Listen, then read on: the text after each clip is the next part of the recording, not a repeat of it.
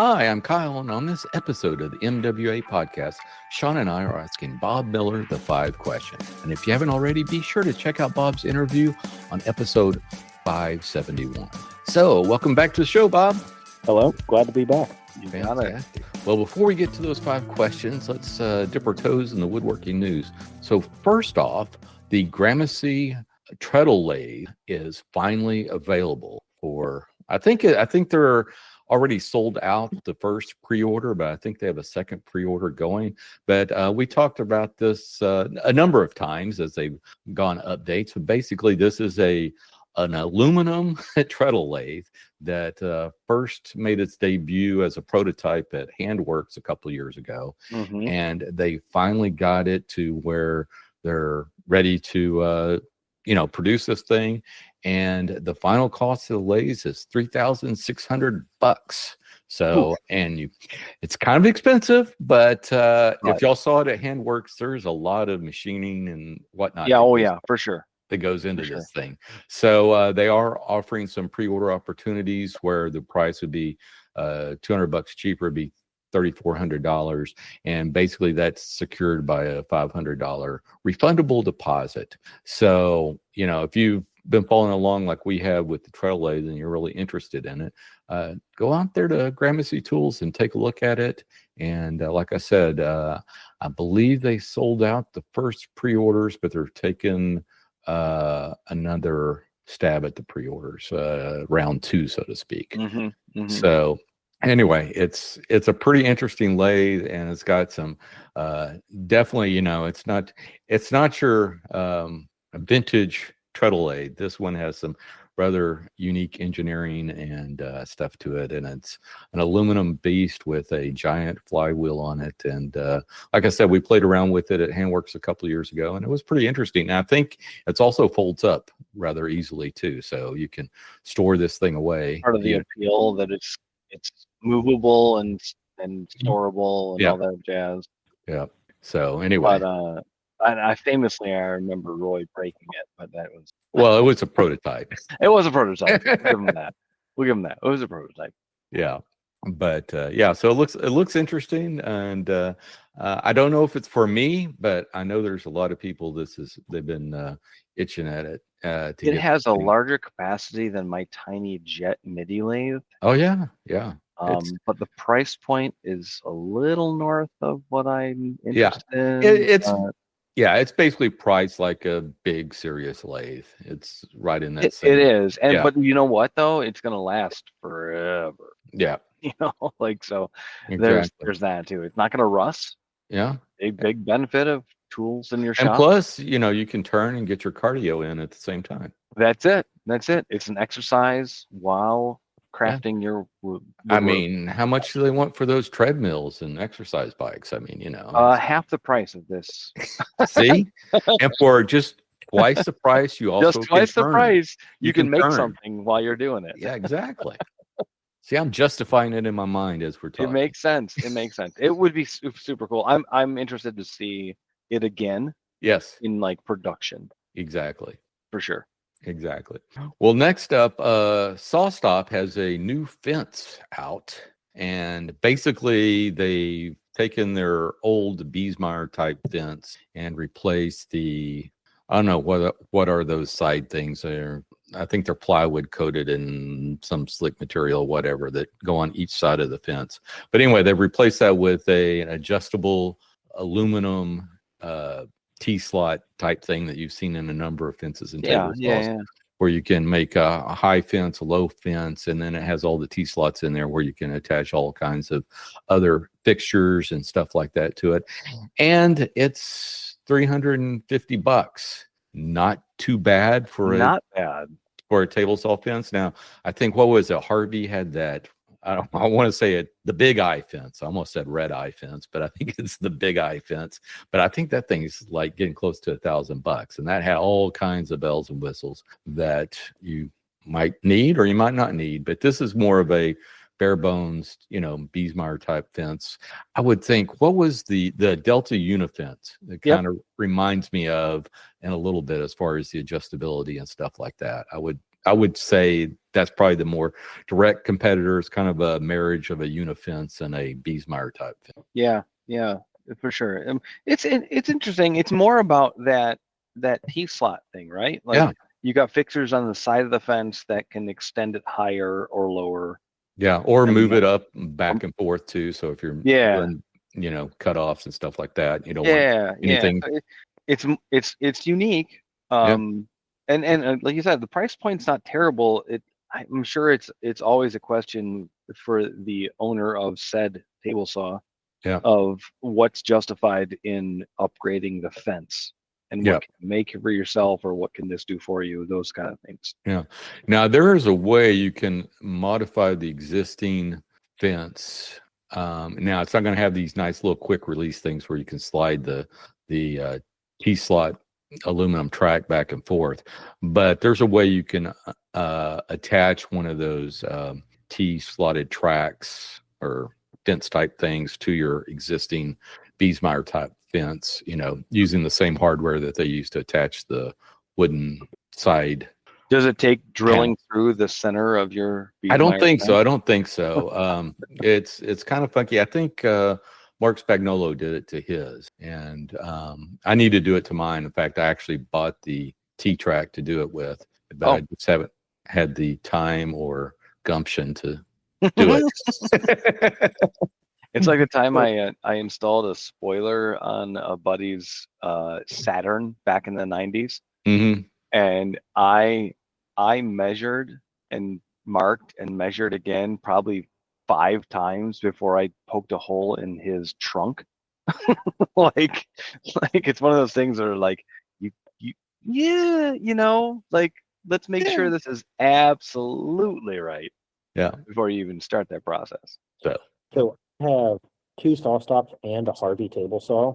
Mm-hmm. And the Harvey table saw has this exact fence on it. It just said Harvey on it instead of saw stop. Because Harvey is the original manufacturer for most saw stop equipment.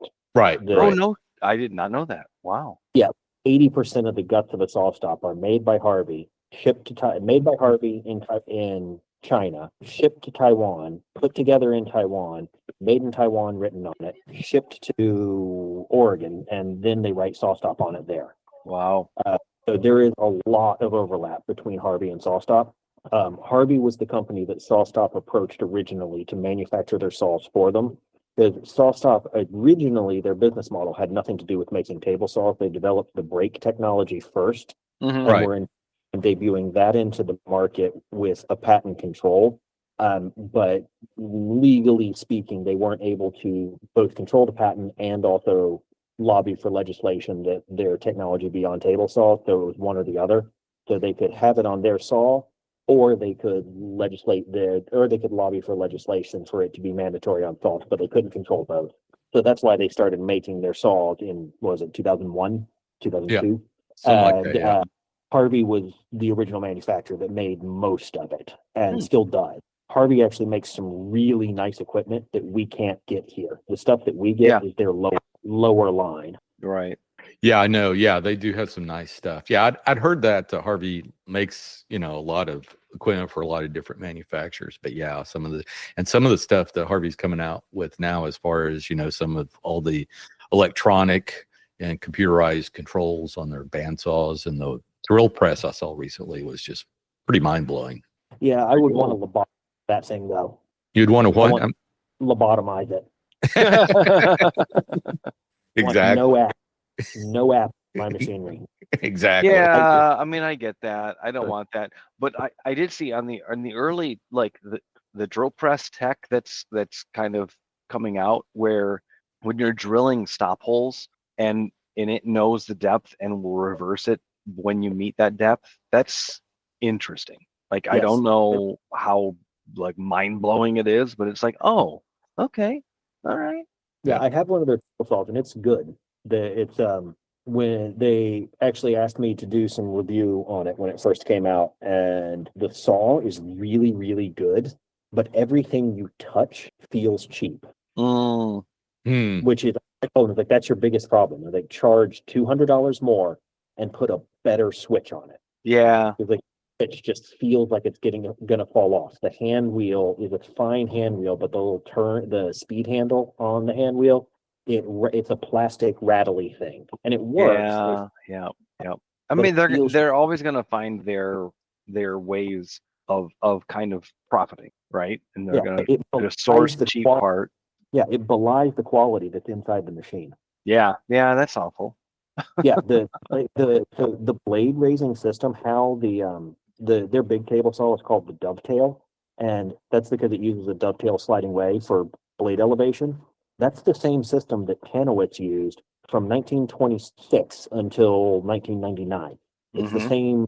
It's the same geometry and blade raising system that's in my Kanowitz J250. It's a really nice thing that has a cheap plastic switch on it. Guys, give me a better switch. Hurt your customer touches the most often. Exactly. Exactly. Ugh. Yeah. But the fence is good. The sliding aluminum thing, you can do high fence, low fence. Low fence is real nice for when you're doing narrow stuff Yep, because it'll allow you to have your knuckles over the fence while you push with a push stick. And then you can actually flip that thing over and turn it into a pattern fence as well. So when you rotate it 90 degrees, you have low fence, then flip it in for end. So the low fence is now hanging in space, which lets you put that fence over the blade and use it like an L fence for pattern cutting. Oh, okay. Yeah, cool. And that is interesting. The unifence used to do that too. That's where they were basing the design, was the old unifences. Yeah. Right. I knew that. Yeah. Interesting. Yeah, I remember when they were getting rid of the unifence, and Unifence is such a good fence. yeah, and I think it was like I ran around to every, because I think Lowe's carried it at that time. I went around to every Lowe's and I never could find one in stock, but I think they were selling them for like $120 or something like that Wow. on a closeout. That was right after the WHM Tool Group bought the brand name Delta. Yeah. And would gut brand to be able to sell it. Yeah. They bought it off Pentair and were gutting it so that their other brands, Jet, Powermatic, Bailey, Wilton, Oliver, all of those other guys would no longer have the Delta name to contend with. Yeah. Yeah. And that was, because I got a Delta, just their, I don't know, horse and a half dust collector at the time, which was rated really well. I think I paid like $125 for it or something like that. And it's normally like, I don't know, $400 at the time. But anyway, and I did get that at Lowe's, but I did have to take the one on the floor because I didn't have any left in the box. So I went, fine. Okay. Well, anyway, well, that's some great information there, Bob. Appreciate that. So next up, we have Lee Valley has updated their bevel-up jack plane. Believe it or not, I actually have, I guess now, the original version. The OG, yeah. Yes. But anyway, so I guess it looks a little bit more like the rest of their line of hand planes a little bit, but they've enclosed the front and then they put some threaded holes in the side that will accept some of the fences they make. Right. So and beefed up the sole in the same process, I think, because there were cut holes in it. Yeah. I was surprised to find that this weighs 6 pounds as a jack plane. That's a heavy jack plane. Yep. And I think it is also a couple of bucks cheaper too, believe it or not. Interesting. Yeah. Modern manufacturing. Let's go. I guess, I would think it would be more, they enclosed the front and they had to drill and tap, but hey. Beyond a block plane, I don't have anything that's bevel up in my collection. And I don't know how I feel about this, but whatever. I don't think I'm gonna ever bolt on an accessory to a plane. Some may need that. I get it. Yeah. Well, hold it right there, because they do have a new, what they're calling a technical fence that will, that will bolt right up to this new plane. I'm sure it will. Yes. And then this fence will actually adjust from 90 degrees to, I think, 45 and any angle in between, I believe. It says from slice and dice. And it says from 45 to 135 degrees. That's So, opposite of 45 degrees. yeah, that's exactly. I look at everything from a chair maker's degree, not the actual degrees. But anyway. Sure. But Yeah. it's interesting. I mean, I've always been kind of Yeah. intrigued by their planes. I don't think I own, other than a router plane, I don't think I have any Lee Valley planes. I've got some old Stanley, mainly what I've got. Yeah, But, I got their little block plane. That's the little race car. the Art Deco looking block plane. Yeah. I love that thing. It's heavy though. Yeah, I mean, weight is good to a degree, Mhm. right? Bob, Depends you on can what you're chime doing in with your here. I block mean, plane. yeah, I mean it's fatiguing if you use it too much, I guess. Yes, yeah. If you use it for, I forgot what I was using. I think I was shaping some spindles with it one time, and I just, after about the third spindle, I went, all right, where's my Lee Nielsen block plane, because this one's getting a little heavy. Wow. Okay, Yeah. so like I also associate Lee Nielsen with being kind of, I mean, heavy, weighty, whatever, like good manufacturing, bold, kind of Yeah. thing. But like, interesting that like even that is in comparison that the Lee Valley is a little bit on the heavier side. Yeah. I don't know, Bob, do you have any thoughts on bevel-up jack planes? Oh, bevel up jack planes, not really. No. The whole thing about bevel up planes is that they allow you to adjust the cutting action by changing the bevel at which you sharpen it. Right. Mhm. So yeah, because your effective bed angle on a bevel up plane is the bed angle plus the bevel angle. Right. Yes. So Yes. that's great. So if you want to have like a 60-degree cutting action for figured woods, a bevel up plane can give you that by you just then grind your bevel at whatever it takes to Like a add up, super blunt angle on the iron, right? which is great for figured woods. That's why you've got Yeah. middle pitch, York pitch planes. Like York pitch planes are the same as like a Stanley Bailey pattern, but the frog is at 60 degrees instead of 45. Yep. And you get a similar effect. A lot of instrument makers use bevel up plane for that very reason. Oh, for dealing because with of figure. Yeah. Yeah. Okay. Works well. I don't really find it necessary in the spectrum of furniture work that I see and do, because I don't really encounter that kind of action in ways that can't be dealt with other tools. Mhm. Right. I mean, and for a jack plane, I get it. You want it to spread between the coarse and fine, but is bevel up the way to go for a jack plane? I mean, it's not your finishing plane. No, I for a jack plane or kind of one of these medium-sized planes where I just want rough flattening power, I Yeah. would much rather have a common pitch plane, 45 degrees, and then have a good chip breaker on it. Yep. Because the disadvantage of a bevel up plane is that there is no chip breaker. So whatever your cutting geometry is what determines the quality of the surface finish. Whereas the chip breaker can overcome that. You can have that sharp cutting angle, and then the chip breaker fails the chip and gives you a smoother surface because it doesn't get a lifting action ahead of the cut. Right. The cheat with the bevel change is that you can make it so steep that it's going to break anyway, right? Yeah, but do I really want to grind and do I want to sacrifice sharpness? Yeah.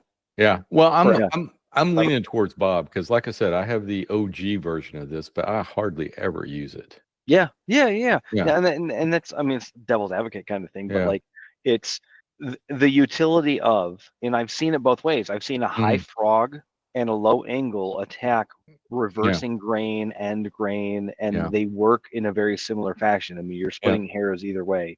And so you can do it one way or other. Lee Valley does a fantastic job making tools or Veritas within Lee Valley, but like if that's their niche and they're trying to push it, I get it. The traditional way with the high frog and different geometry, but it accomplishes the same effective cutting angle, but chip breaker or not. Like it's a very interesting kind of discussion, because it's not quite pins or tails, but it's like, what is more effective? What's the tool to use? What's the versatility of the tool if you're not using it in that way? If you're going to get one in this range of tools, which one would you get, kind of thing? Yeah. Well, see, what happened with me when I started getting into hand tools was what 2008, 2009, somewhere around there, Sure. and everyone was raving about the bevel-up planes. Mm-hmm. So, I jumped on the bandwagon, and then a lot of people that jumped on that bandwagon a couple of years later jumped off. Yeah. And I was cheap enough to not jump on that bandwagon. So I bought like vintage iron Yeah. and worked on restoration, which is a whole nother rabbit hole to go down. Yeah. But yeah, I mean they're good. I mean I take Oh nothing yeah, away from it these works things. fine. It's just it's not my go-to. It's not what I Right. pull out. But I mean in comparison, Yeah. I 100% trust that this plane, bevel down, whatever, Mhm. but with the weight, with the you know, modern tooling, with the good edge retention that their metal is producing, that probably would be as good as my Stanley 4, Stanley 5, like right in there. That's probably all I need. But I've already got those, so I'm probably not gonna get one of these. Well, good. Well, I would, just consult with Bob. Of He'll course. Now that he'll I have a get you in the right resource direction directly there. in the Bennett Street, he will point me in the right direction. I do approve. all sorts of I do all sorts of things with hand planes that are not what the hand plane was designed for, Mhm. because I'm using the sharpest one that's available. There you go. Yep. No, absolutely true. Where there's all sorts of things. It's like, oh, that should be done with a block plane. I don't care. My 4.5, it's really sharp and it's close to me, and I Yep. can make it work. Yep. Exactly.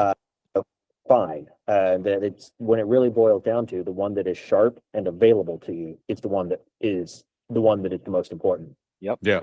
My number 4, my cap iron is so tight on the blade, I know that thing can cut a little fine edge all the time, and I'm ready for it. If that's the thing, that will, and never mind the fact that it's wider and heavier. If I'm trying to trim something that's in a relatively flat situation, I have more control over that than a block plane just because of the size of it. Yeah. Mhm. Well, I find myself in some of my jig making and stuff like that is doing a lot of finesse work. So I tend to grab my number 3 more than it. Oh, well, number 3, very nice. Yeah, I like it. and it's the Lee Nielsen one, the bronze one. It's really nice. I like it. Very nice. It could be my favorite plane. Who knows? But before we get on to our favorite tools, let's give our patrons a shout out. So who do we have to thank this week, Sean? You got it. We like to give those shout outs to our Patreon supporters. Today we're giving that big old shout out to my papa, Scott Wisniewski. Nice guy, Patreon supporter. Thank you, sir. Thank you for helping us out, Dad. And if you would like to join my dad in supporting the show, you can go to patreon.com/MWA podcast. Fantastic. And thanks, Sean's dad. We really appreciate it. Hey, like I said, I love it when we mention him every 6 months or so when his name rotates in. But Mhm. it is always fun, and it's always like to say he's the only parent that supports any of the coaches. Dang. There are at least 3 other parents that are dropping the ball here. Exactly. Well, let's move into our 5 questions. So, Bob, what is your favorite tool? And as always, our limit is 23. 23. I'm just going to go with a simple one, and it's my bench. Nice. That's been mentioned a few times. That's everything. So what type of bench are you rocking there as far as your personal workbench? Oh, my personal workbench is a mongrel. I believe in generalist woodworking. I don't like the super specialized stuff, like the whole Roubeau thing. It's cool, but Roubeau benches they're planing benches. They're designed for that, and I'm not just doing planing all day. I have to do some joinery, some planing, some machine work, some drafting, all sorts of stuff. So I have a thick slab that I glued up when I was 19, many years ago, and didn't know what I was doing. And I have added a couple pieces on it over the years to make it a little bit bigger. It's on its 3rd base and 3rd vise. Its current vise is a 1910 pattern maker's vise. Oh, that I bought. nice. Yeah. It is by no means the right vice. I actually don't believe in the words best or ultimate when it comes to tools. Everybody says, "Oh, it's the ultimate vice." No. It just is a rare and interesting one. I got it because I like it. and I got a good deal on it and put it on the bench, and it does funky stuff. The base is it's a custom designed base. I designed it so it's open at the front, so I can sit at it like a desk. I always hated barking my shins on the lower rail of my bench. Mm-hmm. So it's got 4 really heavy legs and then some really robust rails at the back to keep it nice and rigid. And that way I can pull up under it like a desk. I can park things under it to get it out of the way. I can also just not kick stuff under it constantly, which works for my workflow. It's also quite small. It's only 24 inches front to back and 55 long. Yeah. I love working on a small bench because it ends up not collecting things at the end. Every time I've had a bigger bench or had access to a bigger bench, I work on an area that's about 55 long. And then however much bench there is left over just ends up being a pile. Mm-hmm. No, that's nice. And I like that idea of being able to tuck a chair or tuck whatever you can under the bench and eliminating that front rail. Because, you know, I have the front rail plus a shelf, and every time I drop any small part, like a screw, bolt, whatever it is, it will 90% of the time roll under the bench. Black hole. Yeah. And then it's like, okay, do I want to bend down there and fish that out, or do I just want to do a new one and just grab another? But yeah, but I like that. I like that. That's an interesting idea. I wonder if I can, I should be able to retrofit mine. I hadn't even thought about that. I eliminate the shelf though, but yeah, that's pretty nice. All right, Sean, next question. You got it. So, Bob, who has influenced you the most in your work? I don't have a single person. That's fine. The- Similar to tools, we got a limit of 23. Yeah, well, it's a wider community is what it really boils down to, is that there is a whole spectrum of people that have influenced various aspects of my life in making things. Some people who have made things that I enjoyed working with, some people who don't make anything that I've enjoyed how they think about things, some of the communities that I've been part of. It's this wider group, it's this wider world. It's one of the reasons I do what I do, is because I want to make that world be wider and bigger and have more interesting people in it, so that more people can do what I do. Mm-hmm. For sure. Nice. Yeah. And any highlights of the group? I mean, not to restrict, but As far as furniture makers go, I'm going to go with John Everdell. That I worked with him. He was one of the early tenants in the shop here in Charlestown, and he ran the community shop that I was first in out of school over in Medford. And his work was absolutely phenomenal. And he taught me that being interesting is more important than being good. Everything about it is interesting. I like that. I like that. that is very good. Yeah. Fantastic. Well, Bob, what is your white will? The one thing you haven't made but always wanted to? Oh, well, that's an easy one. A bigger shop. A bigger shop. Yeah. More space so I can have more people doing more things. I need a whole 3rd floor on the building so I can bring bookbinders and jewelers and luthiers in. Fantastic. I like that. Now, some would say you're trying to just extend the North Bennett Street School into your shop by advancing all of those things. But It's for graduates, Oh, there you Yeah. go. There you go. Okay. Yeah. Yeah. Just keep the education going. Absolutely. Well, the number one obstacle to getting into these trades, the fine small trades, things like bookbinding, furniture making, violin making, jewelry, all of these things, the number one obstacle is space. Sure. And like woodworking, all of these other trades, the machinery, realistically speaking, how much do you use your machinery expressed as a percentage of your total working time? Probably 10? little. Yeah. Maybe on like a heavy job. So it's sitting idle 90% of the time. If we build communities around these trades, we're able to provide access to machinery that none of us could individually support. Yeah. The machinery at the shop is not something I could support on my own work. I couldn't support the space that housed it. I certainly wouldn't have a 1,000 amp 3-phase service. I wouldn't have solar powering it, and I wouldn't be able to afford it. But by being able to create the community around it, all of us can benefit by being able to have access to these things that none of us could individually. Right. I mean, and that's the backbone of the maker spaces that are around. And it's maybe more technological, but same kind of idea with 3D printers and machinery that. of any sorts, right? Yes, that model, more cast iron. Yeah. Yes, exactly. yeah, exactly. Like think of that, but a lot heavier. Yeah.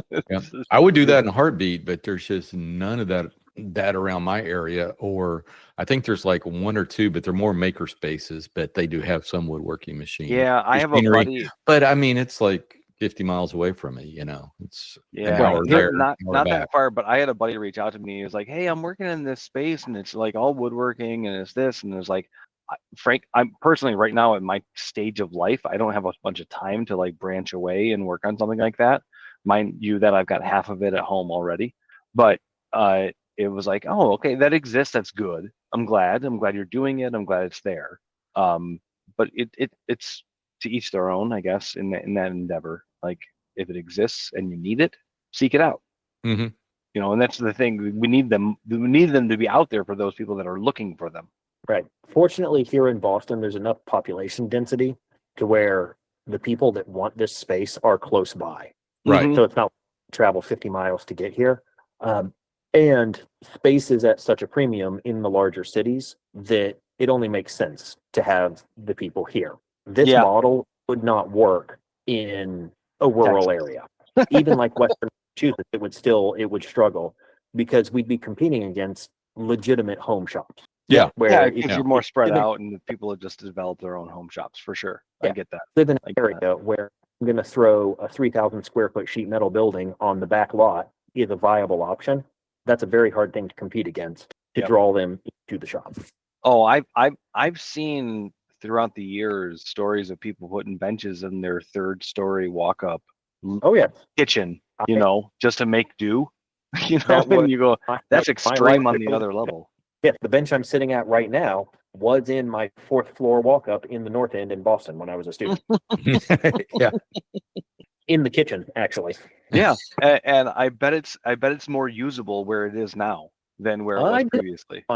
I definitely did some work on it there, but yeah, I use it more here now. Yeah. I mean, the effort was different, I guess, like, and the maintenance, not necessarily of the bench itself, but maybe cleaning up because it was in your kitchen was maybe more premier in the day to day. Yeah, it's a giant cutting board.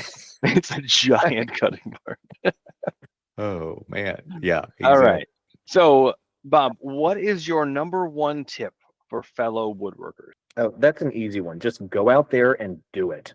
Don't think about I got to get set up. Don't think about I need this thing. Just go and do it. I see so many people that get set up paralysis, whereas I need to get set up with this right set of router bits before I can work. I need to get this right bench, or I need to get this right tool. No, just go and work. Mm-hmm. It might be bad, but the work leads to itself. Yep. That I love that, because you're going to learn from mistakes. You're going to go through a process that will inform you in the future. And there's facets of that where that completely makes sense. Just kind of get out and do there without being risky, but get out. And do it. Safe to yourself and the people around. But practice makes progress. Progress not perfect. I love it. Yes. Well, 100%. Perfect doesn't exist. Yeah, it's an unachievable goal. You can get close, but and that's the old thing. Like the old adage of a master is that they can fix their problems better, not that they're perfect. Yeah. Oh, of course. Right. They've made more progress. Practice makes progress. Yep. Yeah, I've heard the saying, progress, not perfection. Mm-hmm. Yes. So cool. Well, so Bob, what is your go-to finish? Oh, I don't really have one. It's whatever is appropriate for the job that I'm doing. Okay.